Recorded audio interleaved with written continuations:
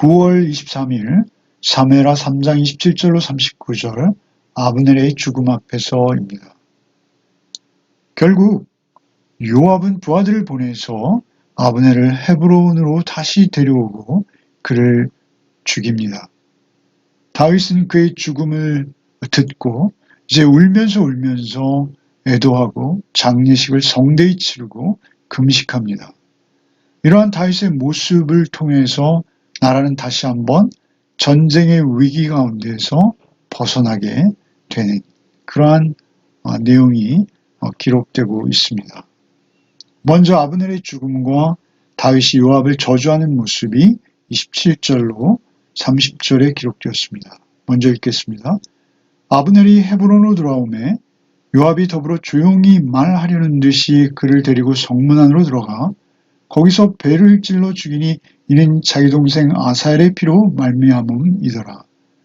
그 후에 다윗이 듣고 이르되 넬의 아들 아브넬의 피에 대하여 나와 내 나라는 여호와 앞에 영원히 무지하니 그의 죄가 요압의 머리와 그의 아버지의 온 집으로 돌아갈지어다.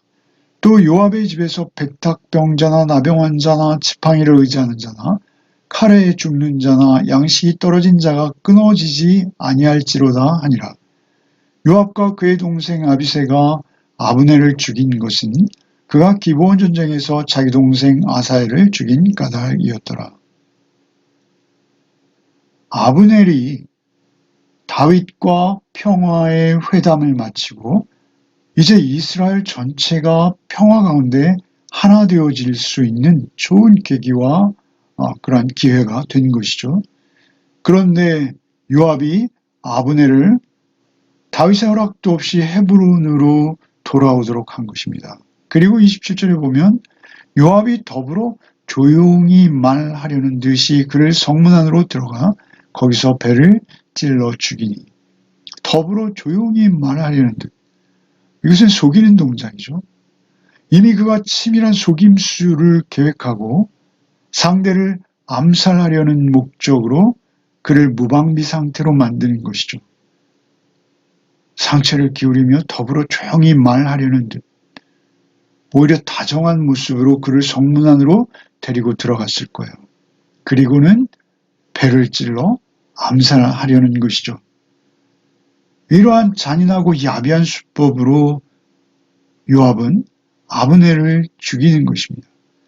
그런데 성경은 그것을 요압의 동생 아사헬의 피를 복수하기 위해서 요압이 이러한 일을 행했다라고 말하고 있죠. 그러나 그렇지 않습니다. 우리가 잘 알듯이 아브넬이 아사헬을 죽이는 상황은 전쟁 상황이었습니다. 기브온 전쟁이었어요. 그리고 아사헬이 아브넬을 죽이겠다고 바짝 추격해오는 그 상태에서도 오히려 아브넬은 자신의 목숨이 위험한데도 수차례 경고합니다. 쫓지 말아라. 쫓아오지 말고 다른 자를 죽여서 그 옷을 벗겨서 내 공을 삼아라. 라고 그를 만류했음에도 불구하고 그가 추적하기를 멈추지 않자 피치 못해서 자기가 죽지 않기 위해서 아사헬을 죽인 것이죠. 만약 아브넬이 아사헬을 죽이지 않았다면 아사헬의 손에 아브넬이 죽었어야 하는 그런 상황입니다. 그것은 정당방위죠. 그것을 명분으로는 삼을 수 없는 것입니다. 오히려 이렇게 잔인하고 이런 비열한 암살을 했던 동기는 이것은 권력의 다툼입니다. 자신의 군대 장관으로서 다윗의 2인자의 자리를 지켜내기 위한 그러한 동물적인 그러한 일이죠. 이 소식을 듣고 다윗이 너무나 놀라고 실망스러워서 요압을 저주합니다. 그의 저주는 28절이죠. 다윗이 듣고 이르되 넬의 아들 아브넬의 피에 대하여 나와 내 나라는 여호와 앞에 영원히 무지하니. 이것이 이스라엘 전체 백성들에게 다윗의 협잡이나 암수 내지는 추잡한 그러한 야비한 계획, 다윗의 계획이라고 오해될 소지가 있는 것이죠. 그래서 그는 모든 사람들이 알아듣도록 말하는 것입니다. 아브넬의 피에 대해서 나와 내 나라는 여호와 앞에 영원히 무지하다. 내 나라도 그런 나라가 아니다. 29절에 그 아브넬을 죽인 죄가 요압의 머리와 그의 아버지의 온 집으로 돌아갈지어다. 저주하는 것이죠. 자신의 이인자를 저주하는 것입니다. 요압의 집에서 백탁병자, 나병환 자, 지팡이를 의지하는 자, 칼에 죽는 자, 양식이 떨어진 자가 끊어지지 아니할 것이다. 이것은 저주 중의 저주죠. 백탁병자는 이것은 소위 우리가 말하는 유출병입니다. 성적인 병이죠. 성적인 문란함에 의해서 너무도 수치스러운 병이 백탁병자입니다. 나병 환자 역시 이것은 하나님 앞에 저주를 받았다라고 여겨지던 당시의 지독한 불치병을 말하는 것이죠.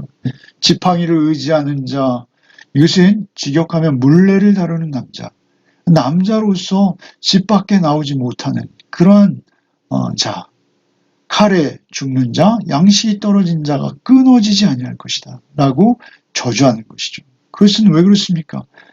아브넬의 죽음과 자신이 무관하다는 것을 분명하게 해두기 위해서 다윗이 이토록 지독한 저주를 요압과 요압의 집안에 쏟아붓고 있는 것이죠.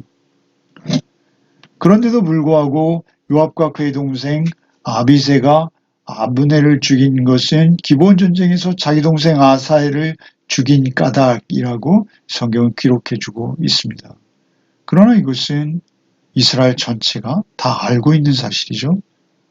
권력 다툼의 측면에서 이것을 이해할 수밖에 없다. 2인자의 자리를 차지하기 위한 요압의 무자비한 피흘림이다 라고 알 수밖에 없는 것입니다. 그런 상태에서 이제 아브넬이 장사되고 있는 것이죠. 31절부터 읽겠습니다. 다윗이 요압과 및 자기와 함께 있는 모든 백성에게 이르되 너희는 옷을 찢고 굵은 배를 띠고 아브넬 앞에서 애도하라 하니라. 다윗 왕이 상여를 따라가 아브넬을 헤브론에 장사하고 아브넬의 무덤에서 왕이 소리 높여 울고 백성도 다 우니라.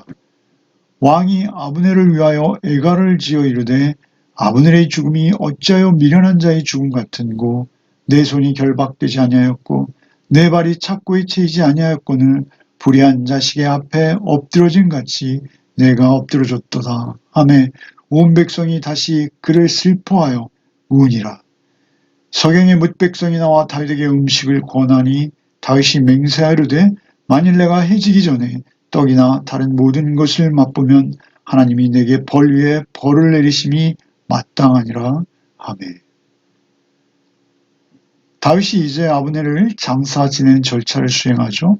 이것은 국가장이죠. 다윗이 요압과 및 자기와 함께 있는 모든 백성에게 말합니다. 특별히 자기와 함께 있는 모든 백성에게 말한다 라고만 해도 되는데 여기에 요압을 넣죠. 요압을 꼭 찍어서 그를 참석시키는 것입니다. 요압과 자기와 함께 있는 모든 백성이 이르되 너희는 옷을 찢고 굵은 배를 띠고 아브넬 앞에서 애도하라. 요압에게 있어서는 참으로 못마땅한 자리요 창피한 자리일 수밖에 없습니다. 수치스러운 자리죠. 나라를 위기에 빠뜨린 물정 모르는 앞뒤 분간하지 못한 개인적 욕심에 사로잡힌 그리고 권력욕에 사로잡힌 요압. 그가 살인자로서 놀랍게도 자기가 죽인 자의 장례식에 다윗의 바로 뒤에서 참여하고 있는 것이죠. 그는 소위 그 나라의 2인자입니다. 군대의 장수로 책임자로서 다윗과 함께 그 장례식에 참여하는 것이죠. 다윗이 말합니다. 너희의 옷을 찢고 붉은 배를 띠고 아브넬 앞에서 애도하라. 굵은 배를 띠고 아브넬 앞에서 애도해야 하는 것이죠. 다윗 왕이 상여를 따라가 아브넬을 헤브론에 장사하고 상여 바로 뒤에 그 상주가 서야 되는 자리에 왕이 기꺼이 서는 것입니다. 그의 다윗의 바로 뒷자리는 누가 섰을까요? 요압이죠. 그리고 아브넬의 무덤에서 왕이 소리 높여 울고 백성도 다 오니라. 다윗이 얼마나 진심으로 울었는지 백성들도 그와 함께 다 큰 슬픔에 잠기는 것이죠. 울고 또 우는 것이죠. 그리고 다윗 왕이 아브넬을 위해서 애가를 짓습니다. 애가는 헌시이죠. 민간인들이 부르도록 의도된 그러한 노래를 말하는 것입니다. 이거는 감성이 없이는 부를 수 없는 애가입니다. 슬픔에 복받쳤을 때 부르는 노래이죠. 아브넬의 죽음이 어찌하여 미련한 자의 죽음 같은고 내 손이 결박되지 않았고 내 발이 착고에 채이지 아니하였거늘 불의한 자식의 앞에 엎드러진 같이 내가 엎드러졌도다. 그러니까 이 암살이 얼마나 비겁한 자의 행위인지 그것을 감정이 이입되어서 말하고 있는 것입니다. 어찌하여 미련한 자의 죽음 같은고 이것은 공동번역은 어이없이 개죽음을 당하다니라고 슬퍼하는 것이죠. 어떻게 저러한 자들에게 죽임을 당할 수 있느냐. 내 손이 결박되지 않고 착고에 채잖아요. 불의한 자식의 앞에 엎드려진 같이 내가 불의한 자식들입니다. 정확히 복수죠. 이것은 요압과 그 동생 아비새가 작당해서 그를 암살한 것을 말하는 것이고 불의한 자식들의 앞에 엎드려진 같이 내가 엎드려졌도다 하매 온 백성이 다시 그를 슬퍼하여 우는 것이죠. 그리고 이제 다윗에게 음식을 권합니다. 이 음식은 장례식에서 마땅히 먹어야 하는 음식이죠. 장례 음식입니다. 그런데 다윗이 그 시장 가운데 하루 종일 눈물을 흘렸을 그가 그 음식을 거절하죠. 심지어 자기를 저주하면서 거절합니다. 내가 해지기 전에 떡이나 다른 모든 것을 맛보면 하나님이 내게 벌 위에 벌을 내리심이 마땅하니라. 애도의 정도가 얼마나 진지하고 진솔했는지 그것을 드러내는 것이죠. 반면에 요압은 아주 가시방석이었을 것입니다. 이스보셋 앞에서 아브넬의 모습, 다윗 앞에서 요압의 모습, 소위 절대 왕이요 절대 군주 앞에서 군대 장관으로서 힘을 가지고 자신의 권력 놀이를 하고 있는 그러한 아브넬이나 사실 요압이나 대동소이하죠. 그럼에도 불구하고 아브넬은 이제 평화로운 방법으로 이스라엘이 하나 되어지는데 헌신하려고 하는 상황에서 죽임을 당한 것이요. 요압은 그 피가 피를 부르는 그러한 위험 요소를 알면서도 아브넬을 단숨에 죽여버리는. 그래서 요압이 하나님 앞에 있는 자가 절대 아닐 뿐만 아니라 얼마나 흉악한 자인지를 만천하에 드러내게 되는 것이죠. 이것은 나중에 다윗이 임명한 군대 장관 아마사를 죽이는 그러한 모습에서도 다시 한번 입증되어집니다. 그러니까 요압은 사실 아브넬을 죽이며 정적을 제거하고 다시 권력을 얻은 것 같았으나 사실은 모두 잃어버린 자가 되어버린 것입니다. 그런가 하면 다윗은 평화롭게 한 나라를 통일시키는 하나 되어지게 하는 그 기회를 잃어버린 것 같았으나 그가 하나님 앞에서 진심으로 그것을 애석해하고 애통해하며 슬퍼할 때 오히려 합력하여 선을 이루시는 하나님의 솜씨로 말미암아 사실은 더 쉽게 오히려 아브넬이라는 하나 되어졌을 때 나라가 하나 되어졌을 때 요압과의 갈등으로 걸림돌이 되어질 수도 있었던 그가 이제는 역사의 뒤안길로 사라지는 계기가 되었다라는 것입니다. 이제 36절부터 읽겠습니다. 온 백성이 보고 기뻐하며 왕이 무슨 일을 하든지 우리가 다 기뻐하므로 이날에야 온 백성과 온 이스라엘이 넬의 아들 아브넬을 죽인 것이 왕이 한 것이 아닌 줄을 아니라. 왕이 그의 신복에게 이르되 오늘 이스라엘의 지도자요 큰 인물이 죽은 것을 알지 못하느냐? 내가 기름 부음을 받은 왕이 되었으나 오늘 약하여 수르야의 아들인 이 사람들을 제어하기가 너무 어려우니 여호와는 악행한 자에게 그 악한 대로 갚으실지로다 하니라. 다윗이 진정으로 슬퍼하고 진심으로 애도하는 그 모습을 보고 36절에 온 백성이 보고 기뻐하였다라고 말하고 있죠. 기뻐했다라는 것은 무엇입니까? 혹시 다윗이 협잡과 속임수로 아브넬을 죽인 것은 아닌지, 권력에 눈이 멀어서 그렇게 아브넬을 유인해서 죽인 것이 아닌가라고 생각할 소지가 많죠. 그런 위험이 많습니다. 그런데 이제 그것이 아니라는 것이 증명된 것이죠. 다윗의 진정한 슬픔, 이것은 진실의 힘입니다. 그래서 다윗이 어떠한 상태인지를 알게 된 백성들이 이제 기뻐하며 왕이 무슨 일을 하든지 우리가 다 기뻐한다.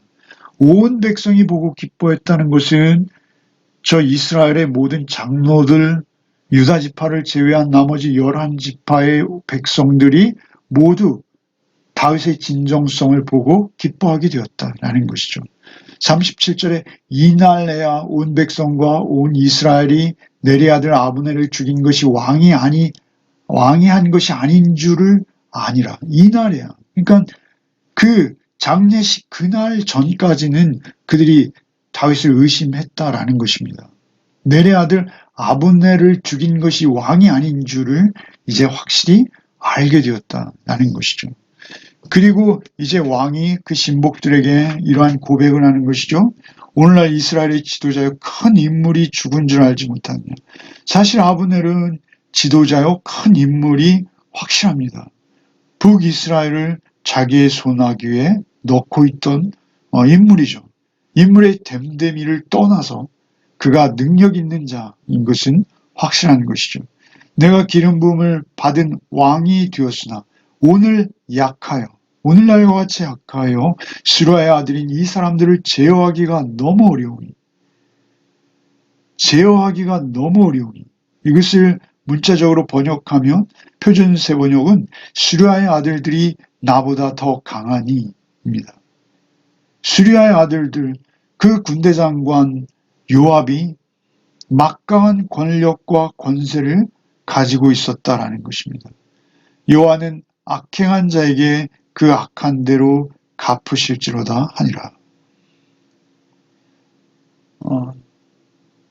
다윗이 절대 권력, 무소불위의 권력을 가지고 있는 것이 아닙니다. 그래서 더욱 그가 하나님을 의지할 수 있었을 것으로 보여집니다. 그가 악행하는 자를 하나님의 손에 맡기는 이런 기도를, 사실은 기도죠. 그 측근들에게 말하는 말 속에서 그것이 묻어나는 것이죠. 여호와는 악행한 자에게 그 악한 대로 갚으실지로다 하니라. 결국 다윗은 솔로몬에게 유언하죠. 태평시대에 전쟁에 피를 흘린 죄를 물어 내가 지혜대로 행해서 요압이 평안히 수월에 내려가지 못하게 하라 라고 당부하는 다윗의 유언을 나중에 보게 됩니다. 결국 그는 요압은 아도니아의 반란에 참여해서 죽임을 당하는 그러한 모습을 보게 되는 것이죠. 결국 자신을 위해 충성한 자들, 자신의 이기적인 욕심을 따라 살아가는 자들, 그들은 예수님마저도 내가 원하는 대로 해주지 않으시면 언제든지 떠나버리고 버릴 수 있는 자들이라는 것입니다. 내가 나의 주인이 되어서 철저히 자기의 유익만을 위해서 살아가는 자들, 그들이 우상숭배자인 것입니다. 하나님의 나라를 먼저 생각하고 그 하나님의 나라의 평화와 평안을 위해서 백성들의 안위와 그리고 그들의 평안한 삶을 위해서 헌신할 수 있는 지도자, 그것이 진정한 지도자요. 하나님의 나라를 섬기며 받들 수 있는 지도자라는 것이죠. 다윗은 이제 점점 실제 이제 이스라엘의 왕으로서의 면모를 갖춰가고 있는 것입니다. 물론 실수하고 많이 부족한 점이 있으나 그럼에도 불구하고 하나님께서는 이스라엘을 하나님의 섭리 안에서 세워가시며 다윗을 또한 빚어가시고 준비시켜 가시는 것을 지금까지 그랬듯이 우리가 보게 되는 것이죠. 하나님 나라를 세우는 길에서 우리는 이러저러한 일들을 만나게 되고 또 스스로 실수하는 경우조차 우리에게도 있을 수 있는 것이죠. 그 어느 때나 내가 하나님을 향해서 돌이키는 것, 하나님의 뜻 안에 하나님의 말씀 앞에 나를 순종하는 자로 세우는 것, 그것이 우리에게 가장 큰 복이요 하나님의 은혜라는 것을 오늘도 잊지 아니하고 하루를 살아내는 복이 있으시기를 바랍니다. 기도하겠습니다.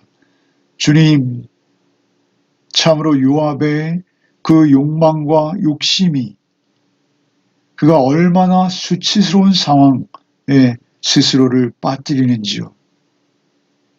그가 모든 것을 다 얻은 것 같으나 사실은 아무것도 없는 자요. 오히려 다윗은 모든 것을 잃어가는 것 같으나 사실은 하나님 안에서 합력하여 선을 이루시는 하나님의 섭리 안에 든든히 서가는 자라는 것을 우리는 봅니다. 언제든 우리를 왕 같은 제사장으로 부르시고 우리의 삶의 자리에서 늘 우리의 왕 대신 예수 그리스도를 쫓아 살게 하신 주님의 은혜를 오늘도 잊지 아니하고 주 안에서 하루의 삶을 살아내는 복이 우리에게 있게 하여 주옵소서. 예수 그리스도의 이름 받들어 기도하옵나이다. 아멘.